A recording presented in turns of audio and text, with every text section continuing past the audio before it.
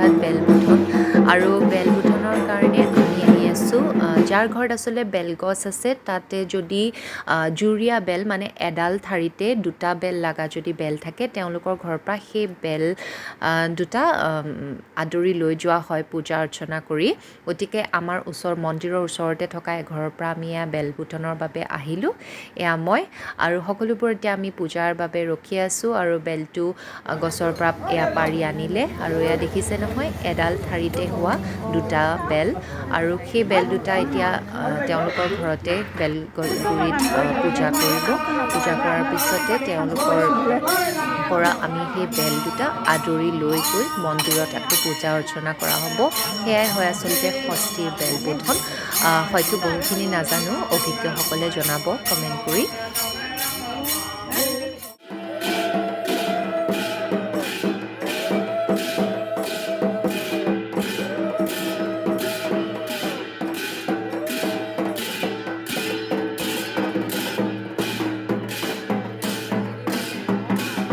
এয়া এতিয়া আদৰি লৈ যোৱা হ'ব ঢাক ঢোল বজাই আচলতে ঢাকৰ শব্দ শুনিলেই দুৰ্গা পূজা যেন লাগে নহয়নে বিৰাট ভাল লাগে ঢাকৰ শব্দটো ওজাপালিও আহিছে আমাৰ লগতে এয়া আদৰি লৈ গৈ আছোঁ আমি বেল দুটা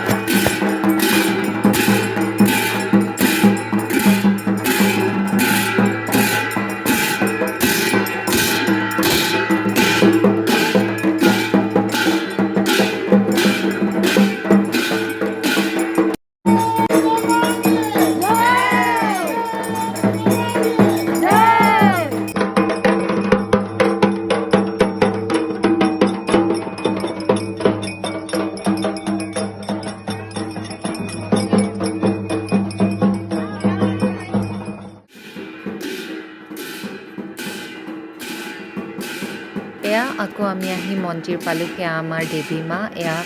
মন্দিৰত থকা বেলৰ গুৰিত সেই বেল দুটা ৰাখি পিনে পূজা কৰা হয় আৰু এইখিনি পূজা কৰাৰ পিছত আকৌ আদৰি নি দেৱী মাৰ ওচৰত পূজা অৰ্চনা কৰিব এয়া ওজাপালিসকল তেওঁলোকেও মাজে মাজে পৰিৱেশন কৰি আছে আৰু এয়া আমাৰ পূজা চলি আছে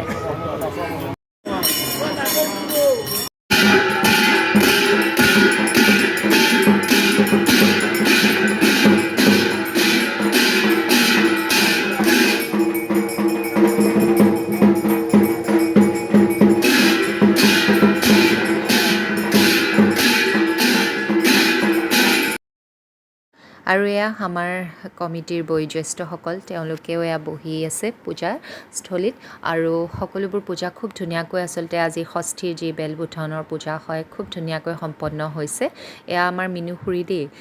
খুব লাগি আছে এইকেইদিন পূজাৰ লগত ব্যস্ত এই সকলোবোৰ আৰু এয়া শেষত আমি ফটো কেইখনমানো উঠিলোঁ গতিকে আপোনালোক সকলোকে শুভেচ্ছা থাকিল